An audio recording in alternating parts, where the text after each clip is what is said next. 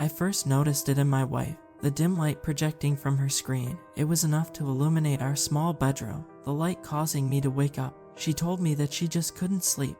We have always been a couple of routine. I wake up in the morning for work, and she gets up alongside me, preparing my coffee and lunch for the day. When I get home, it's always the same. We eat dinner, talk about our day, and then watch a little TV before heading off to bed. Like clockwork, by 9:15 p.m. her soft breathing would flutter in the air, a sound that has always comforted me, and it would only be mere minutes before I joined her in the realm of slumber. It was very basic, but it was us, a routine of an old married couple, something I found bliss in. So when my wife first started suffering from insomnia, I didn't think much about it. I figured like all things it would pass. After about a week it was clear her insomnia was not going away. In fact, it was getting worse. I would wake up to the sound of her cleaning the house. She hoped that physical work would make her tired, but it didn't. Instead, the noise only frustrated me. Usually, I would snap at her telling her that I needed my rest, though I would feel bad after the moment, understanding it wasn't her fault. Like anyone would, we started off simple. I bought her some sleep gummies, but all it ever did was make her stomach hurt. She tried hot tea and milk, but nothing. No sleep would ever come. After several weeks I grew worried. Dark rings sagged underneath her ocean blue eyes. It wasn't hard to tell how exhausted she was, and I had to practically force her to finally see a doctor. I knew all she needed was some sleeping pills. I figured after sleeping one night she would slip back into her usual cycle. Judging by the blank stares my wife was starting to have, I assumed she wished for the same. The doctor's visit didn't go exactly as I thought it would. We told him that her insomnia had been happening for a few weeks, and immediately a look of concern emerged on his tired face. Funny, the doctor looked just as sleep deprived as my wife. Right away he set her up to have blood work, something I found quite odd for such a simple diagnosis. I tried to explain to the doctor that she didn't have any allergies, but told me that wasn't the reason for the blood work.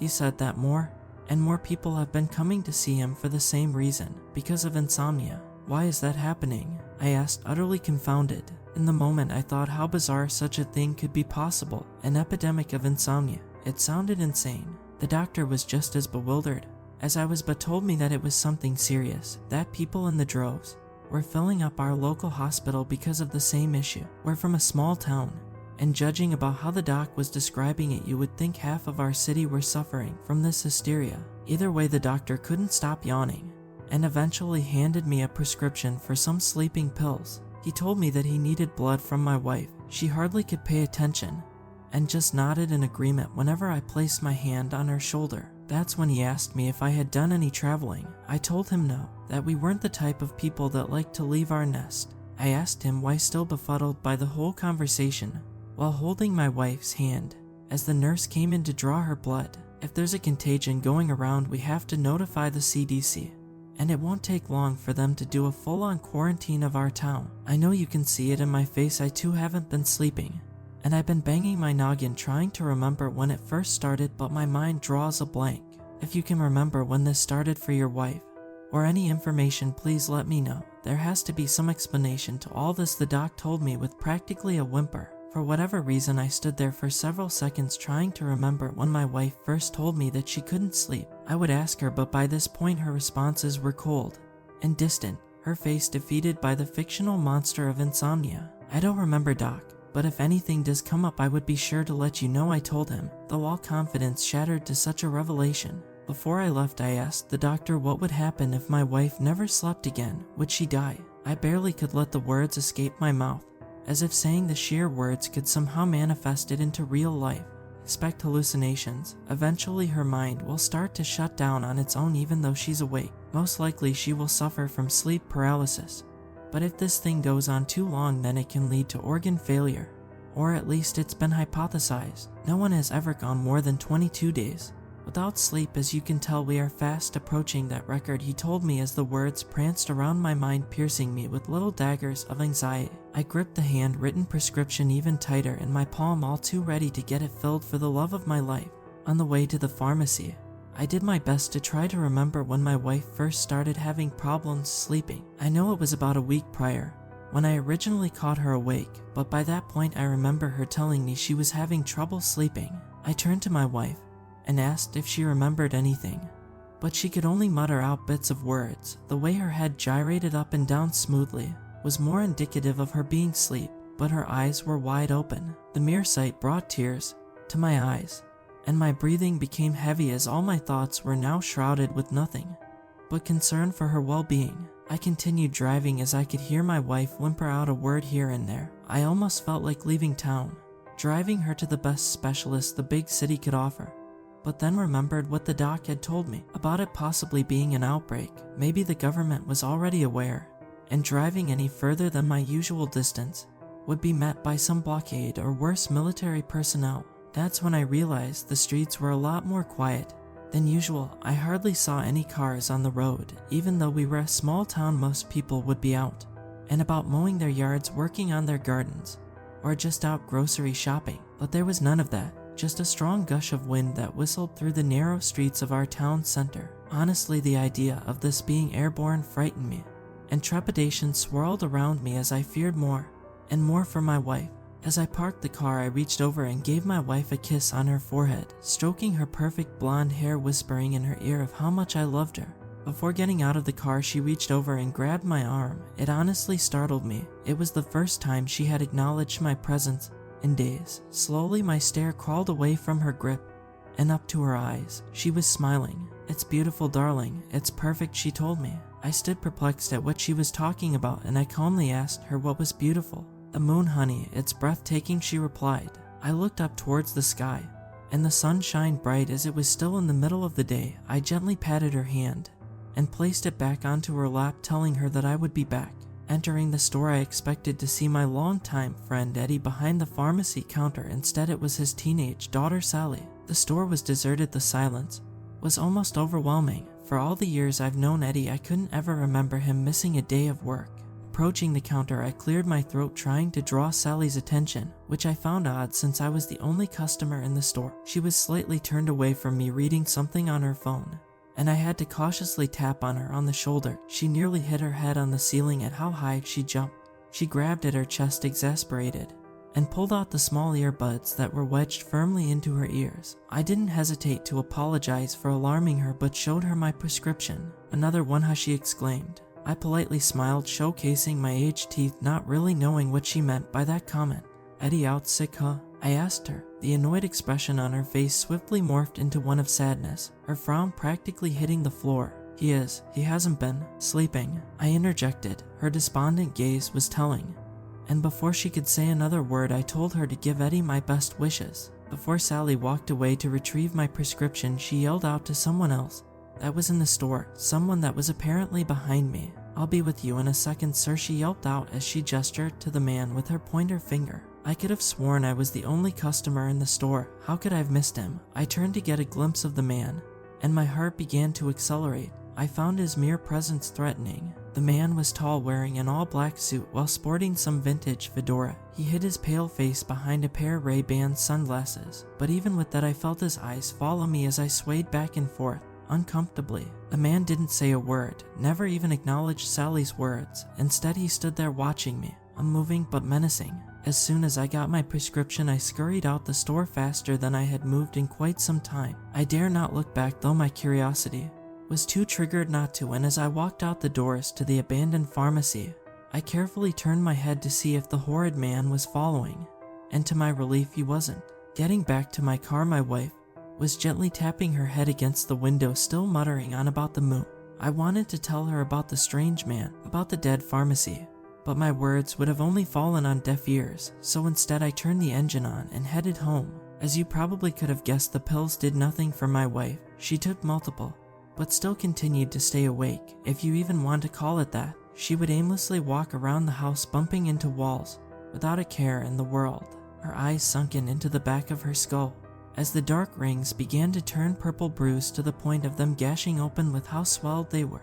I spent most days crying to myself, looking at the woman I once knew, but more mystified of how she could still be awake. The outside world was not much different. I saw one of my neighbors stare out into the void, looking up at the sky, cautiously cradling around in place, like some marionette swinging back and forth on its strings. No cars passed through, no one mowed the lawns or tended to their gardens. My small town halted to a stop, as if the universe itself had imploded here in the place I called home.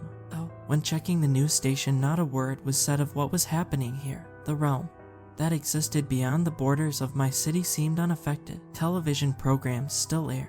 The news cycle still went on about wars on the other side of the world. But no mention of us, the sleepless town that no one had ever heard of. I would walk around our downtown, a graveyard of its once thriving abilities. I would call out for anyone and few would respond. Sally still attended to her father's store. And others like me, people that were still able to sleep, hung around in the usual place. We found comfort amongst ourselves. I asked others if they had ventured outside of town, if anyone was able to see if the world out there was still existent. I got defeated stares and frowns from my townsmen. No one ever had the courage to actually try to leave this place, especially not with the man dressed in black still roaming around. I only saw him the one time. That was enough for me, but apparently others had seen him in the most bizarre places. Some saw him snooping around their backyards, and other times he would randomly show up in their homes. The idea makes me shiver thinking that grotesque person could be in my home. They all searched for common ground. Maybe before this we were a bit estranged, only knowing each other by name, but now we were family, finding strength in the dilemma that had plagued our town. I asked everyone if they could remember when the sleepless nights began, when their partners and loved ones initially complained about insomnia, but no one could ever remember. I just remember my dad talking about the moon. He told me to come look at how beautiful it was, but I was too sleepy. Little Becky said, a girl of 9 years left alone without parents, as both of them were affected by this disease. Though as a community we had taken all responsibility to look after her. The moon, the word triggering a memory buried deep in my psyche. Visions of a round sphere floating around our night skies, flickering and out of my foresight, like an old film reel playing a movie in a dimly lit theater. Why couldn't I remember? The solace of our small city was left undisturbed for a little over a month. In that time we had seen our loved ones become walking corpses, shells of their former selves. But then one day that had changed. I first saw it in my neighbor. He was still standing without movement in front of his home. His name was Javier, a single man living alone. I never really bothered to know him. His English was not that refined, and most times I was left confused of what he was trying to tell me. Though our relationship was neighborly, simple waves and polite hellos whenever we crossed paths.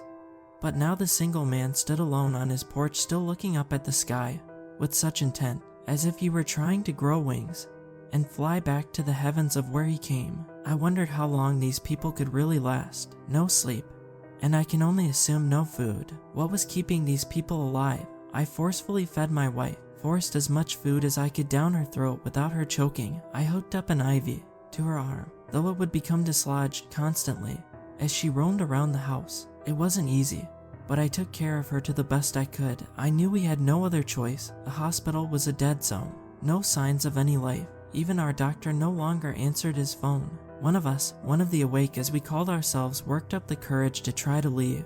He was a young man, strong and level-headed. He told us he would return with help.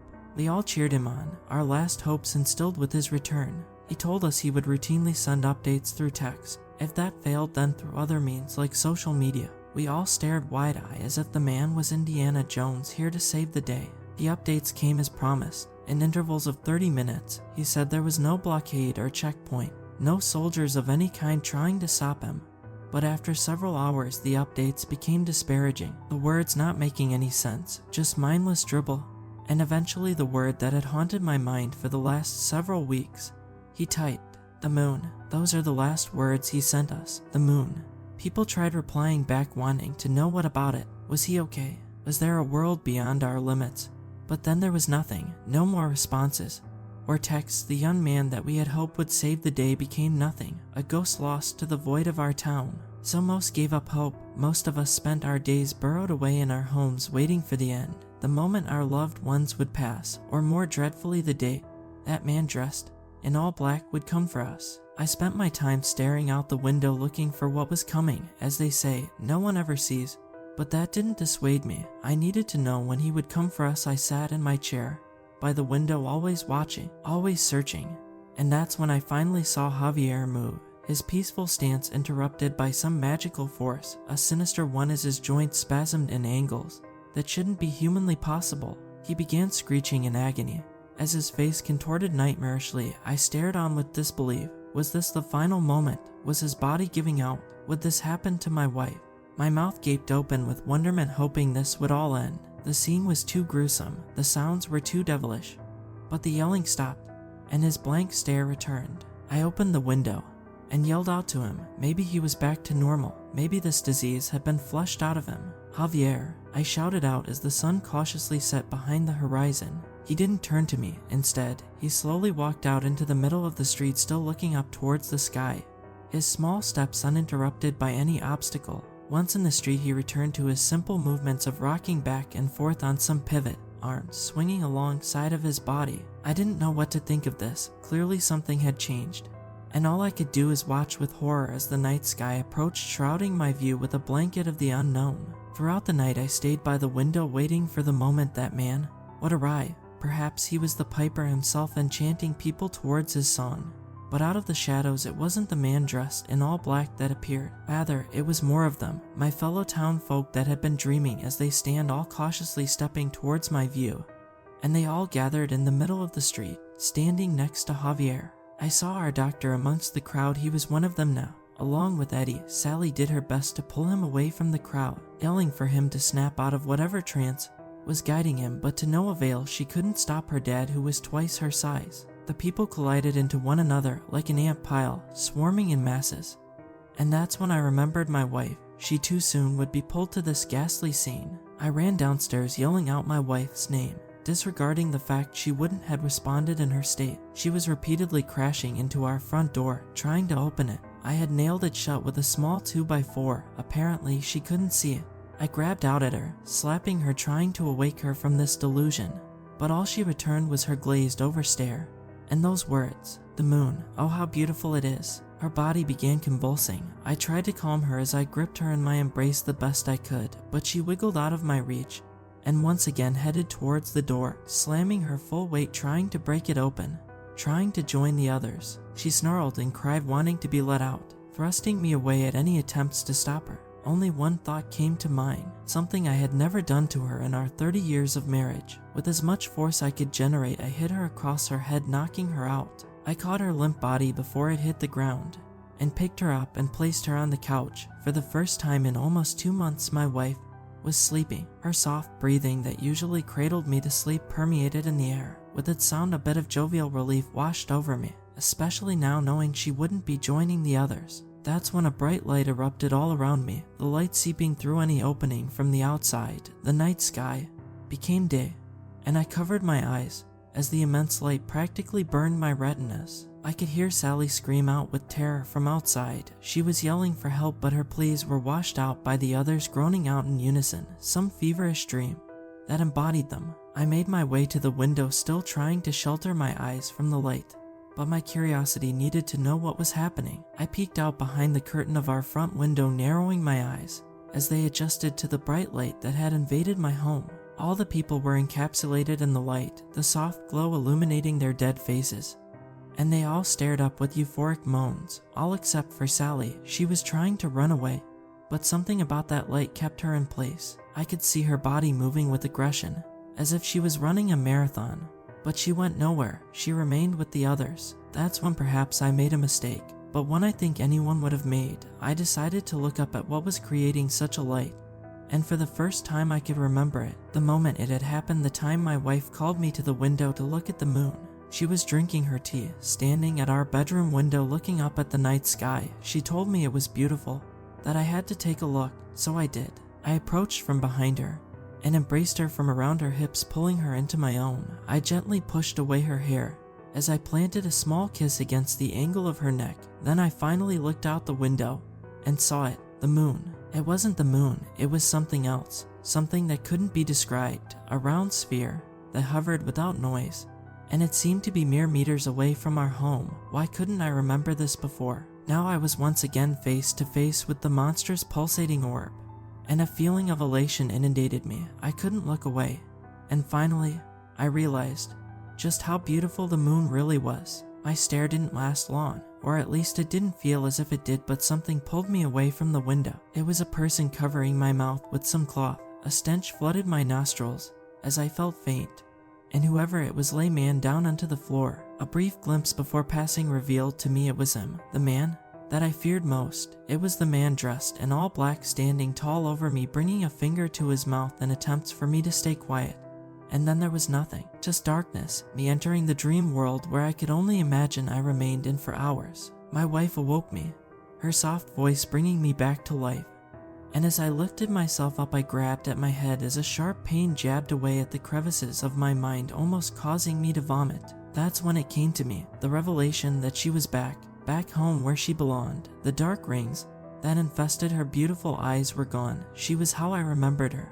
And I quickly pulled her into my embrace, much to her surprise. She asked me why was I sleeping on the floor. I told her about the moon, about the lights, and the people, but she didn't understand any of it. She told me she didn't remember any of the events from the last 2 months. In her mind, nothing ever changed. It was all the same. I ran to the window, and all the people were gone. Things looked like they had returned to normal. I saw a few people mowing their yards, tending to their gardens. A few cars drove by the streets. Even the sky seemed more blue than before. I asked my wife about Javier, about Eddie, about any of the people that were sick, and she told me she didn't know who I was talking about. She told me we never had a neighbor by that name, that the people I spoke about never existed. This became the consensus. Our town couldn't remember any of the events, even the people that were part of the Awake, as we called ourselves. I don't know why I was able to remember it all. I don't know if it has something to do with the man dressed in all black. Did he save my life? Or did he choose me to tell the story, the lone descriptive of such a nightmare? I know what happened was real. I will never forget it. The moon was too beautiful to ever forget. And I will wait for its return someday, knowing that it will want the rest of us that were left behind. Even though things are back to normal, I find it hard to sleep. I guess you can say I'm suffering from a bit of insomnia. But that's okay, it gives me plenty of time to write about all that has happened. It reminds me of a dream. Perhaps all of this was a dream within a dream.